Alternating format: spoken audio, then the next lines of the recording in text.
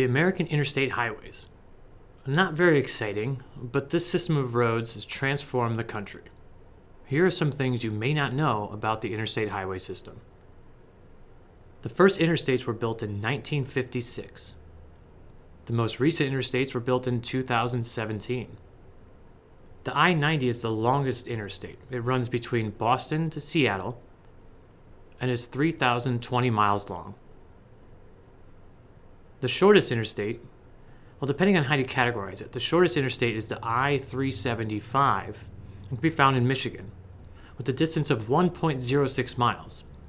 Now, if you don't consider auxiliary highways to be interstates, even though it is designated as an interstate, then the shortest interstate is the H2 in Hawaii. So what do these numbers mean? You have even-numbered interstates and you have odd-numbered interstates. The even numbers run east and west, whereas the odd numbers run north and south. Now, did you know if the interstate numbers are divisible by 5, they represent major coast-to-coast or border-to-border highways? Have you taken a cross-country road trip on one? Let us know. We'd love to hear about it.